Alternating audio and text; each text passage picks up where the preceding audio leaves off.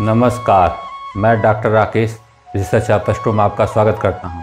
आज उपस्थित हूं राहु के कारकत्व को लेकर। राहु का जो कारकत्व है वो बड़ा ही विचित्र कारकत्व है। इसको जो है 12 भाव में किसी भाव का स्वामित्व तो नहीं प्राप्त है, और यह लेकिन दशा अंतर दशा में हमारे का बहुत ही अहम रोल अदा करता है।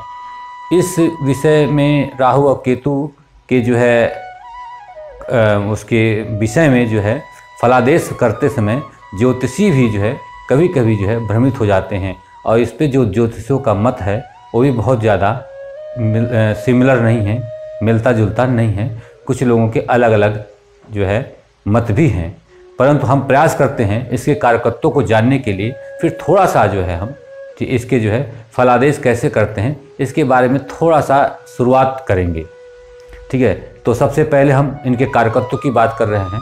जैसा इसे बताया गया कि यह कुंडली के 12 भाव में से किसी भाव का इसे स्वामित्व नहीं प्राप्त है, तो इसे जो है सबसे पहले स्मोकी प्लैनेट कहते हैं। यह छाया ग्रह कहलाते हैं।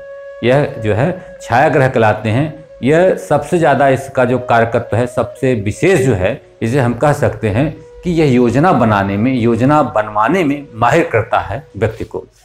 जो व्यक्ति योजना कारक होता है, जो योजना बनाता है, ठीक है, वह राहु के प्रभाव में रहता है।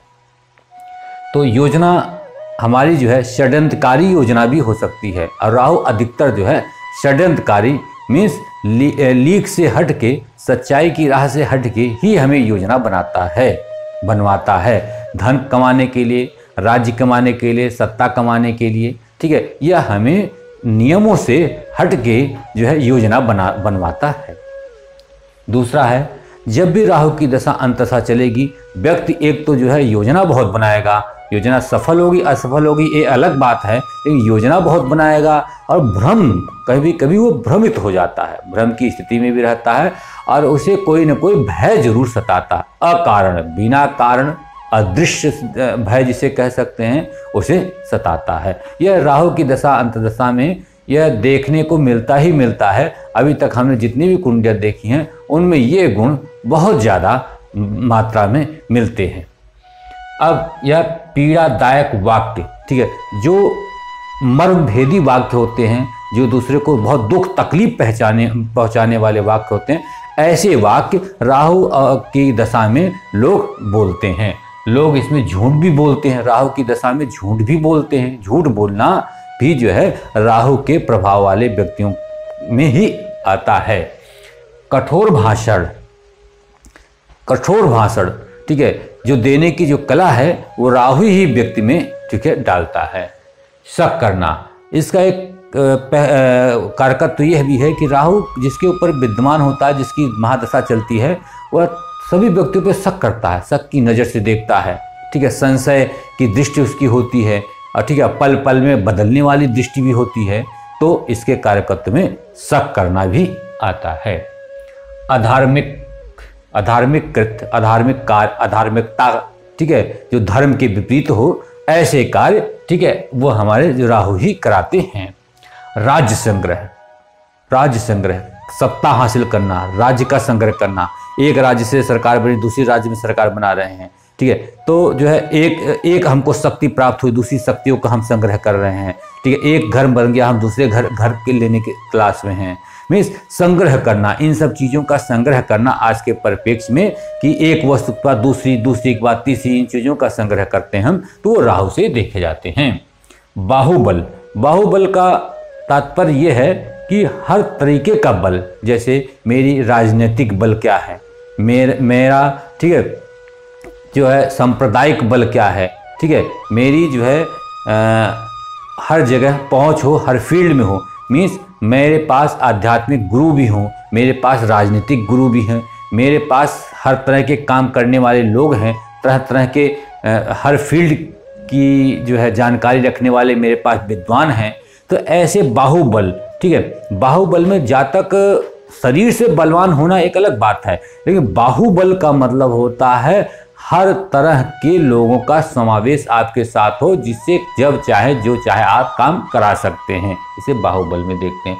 तो ऐसे व्यक्ति जो है बाहुबली होते हैं।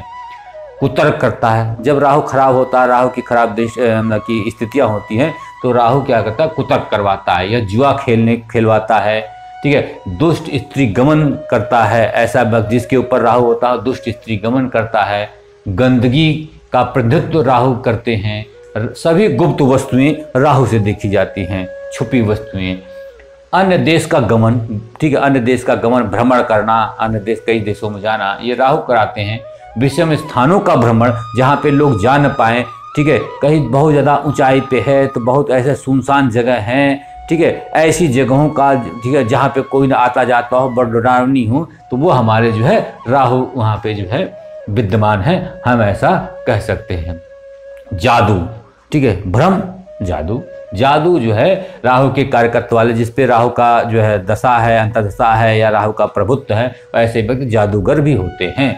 दुर्जनों से मित्रता, ऐसे व्यक्ति जो है, ठीक है, गलत व्यक्तियों से, दुर्जन लोगों से, ठीक है, मित्रता रखते हैं। सर्प जो है इनका जो है सर्प जो है प्रतिनिधित्व करता है। धुआं भी इनका प्रतिनिधित्व जो है, ठीक है, करता है।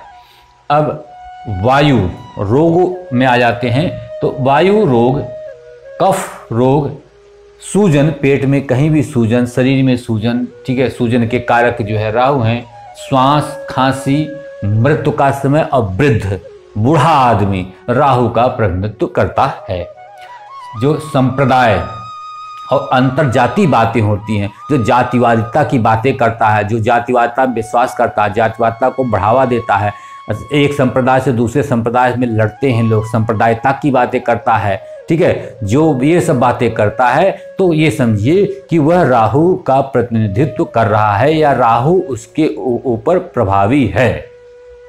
बाहुबल, जो उसकी जो है बाहुबल के बारे में मैं आपसे पहले बता चुका हूँ, एक बार मैंने फिर रिपीट किया, हो सकता ध्यान ना, इसके लिए हम क्षमा मांगते हैं आपसे कि हमने जो है दोबारा इसको रिपीट किया। महानता, प्रताप, ठीक है, यह गुण जो है राहु ही देते हैं, ठीक है, राहु भी देते हैं। महानता, प्रताप तो जो है, प्रताप जो है अब महानता सूर्य भी देते हैं, लेकिन ये जो महानता प्रताप आप प्राप्त करेंगे ये छल कपट से या योजना से या डिफरेंट रास्ते से, ठीक है, सीधा रास्ता इनका नहीं होगा। शक्तिहीनता, बहुत दिनों तक बेड पे ही पड़े रहें, बीमार पड़े रहें बहुत दिनों तक, ठीक है, सालों वर्षों 2 साल, ये राहु शक्तिहीनता जो ये शक्तिहीनता देता है, काफ़ी दिनों तक शक्तिहीनता होती है शरीर में। जोड़ों का दर्द, दीर्घकालिक छाले, मुंह में या आंत में छाले होते हैं, काफ़ी दिनों तक सूजन हो हाथों में, तो ठीक है, तो इनका जो है कारक जो है ये राहु ही है। विषपान करना, विषाक्त भोजन करना, सर्प डस लिया, विष अंदर से इंसर्ट हो गया आपके शरीर में, ये भी आया। शराब पी रहे हैं, ठीक है, ये भी आया। गांजा पी रहे हैं, ठीक है, चरस पी रहे हैं, ये भी आता है। तो ऐसी चीज़ें जो है जातक जिसके ऊपर राहु, ठीक है, गलत प्रभाव है, ये चीज़ें कर सकता है। फूड पॉइजनिंग भी आ जाता है। हिचकी, उन्माद, पागलपन का अनुबाद, सामान तोड़ना, फेंकना, मार देना, हिंसा थोड़ा करना, तो पागलपन जैसा उन्मादी, ठीक है, ये राहु ही इसका प्रतिनिधित्व करते हैं।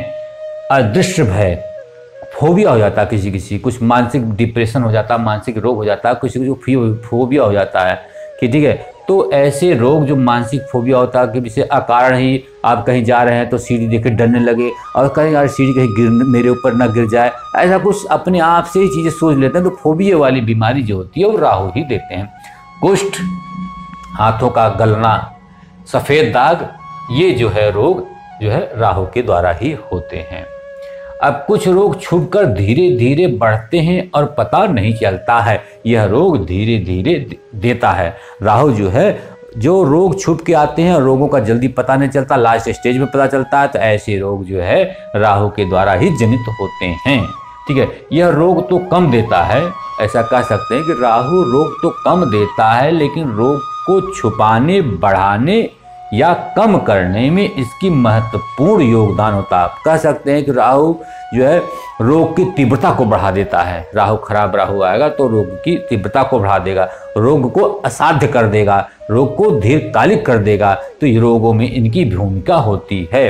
इनकी भूमिका रोगों में विशेषकर देखनी चाहिए और इनकी दृष्टियां भी जो है रोगों में काउंट करनी चाहिए। कुछ जो से इनकी दृष्टियों को काउंट नहीं करते हैं, कुछ इनकी दृष्टियों को मानते हैं। लेकिन मेरा मानना है कि जहाँ पे ठीक है घटना को, कोई घटना हो, कोई ठीक है चाहे रोग हो, चाहे डिफरेंट घटना की कोई भी घटना हो, आपके जीवन में घटित होने वाले इवेंट्स हैं, उनमें ये बढ़ाने में और घटाने में इनका योगदान रहता है। हमें इस दृष्टि से जो है ठीक है तीव्रता देते हैं, ये तीव्रता देते हैं या कम कर देते हैं तीव्रता को, ठीक है। तो हमको इसे विशेष रूप से इनकी दृष्टियों में से काउंट करना चाहिए।